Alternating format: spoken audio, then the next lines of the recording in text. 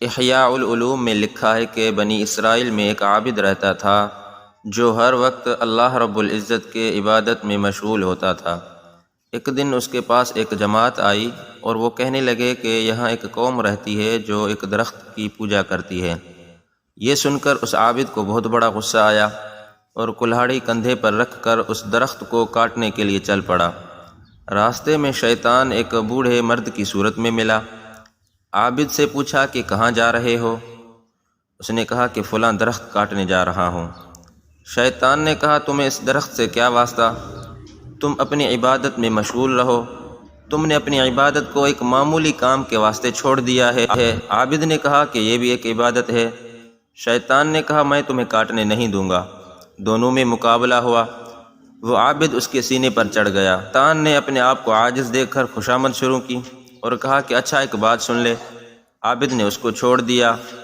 شیطان نے کہا کہ اللہ نے تجھ پر اس کو فرض تو نہیں کیا اور تیرا اس سے کوئی نقصان بھی نہیں ہے اور نہیں خود تو اس کی پوجا کرتا ہے۔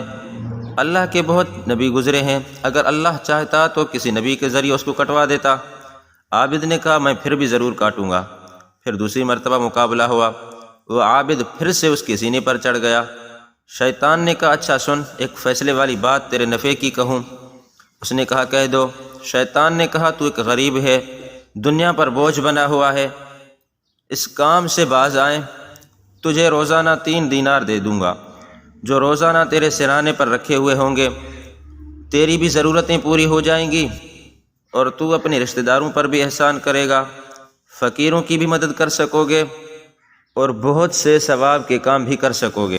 اس میں ایک ہی ثواب ہوگا، وہ بھی بیکار کہ وہ لوگ پھر دوسرا لگا لیں گے۔ عابد کی سمجھ میں آ گیا اور قبول کر لیا۔ 2 دن تک تو وہ پیسے ملتے رہے۔ جب تیسرا دن آیا تو وہ پیسے نہیں ملے۔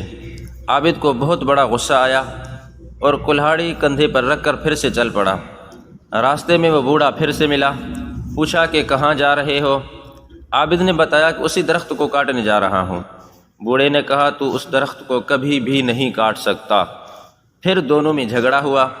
وہ بوڑھا اس عابد پر غالب آ گیا اور عابد کے سینے پر چڑھ گیا۔ عابد کو بہت بڑا تعجب ہوا اور اس سے پوچھا کہ یہ کیا بات ہے، اس مرتبہ تو غالب آ گیا؟ عابد کو بہت بڑا تعجب ہوا اور اس سے پوچھا کہ یہ کیا بات ہے، اس مرتبہ تو غالب آ گیا؟ اس بوڑھے نے کہا کہ پہلی مرتبہ تیرا غصہ خالص اللہ کے واسطے تھا، اس لیے اللہ جل شانہ نے مجھے مغلوب اور تجھے غالب کر دیا تھا۔ اس مرتبہ اس میں دیناروں کا دخل تھا، اس لیے تو مغلوب ہوا اور میں غالب ہوا۔ حق یہ ہے کہ جو کام خالص اللہ کے واسطے کیا جاتا ہے اس میں بہت بڑی قوت ہوا کرتی ہے۔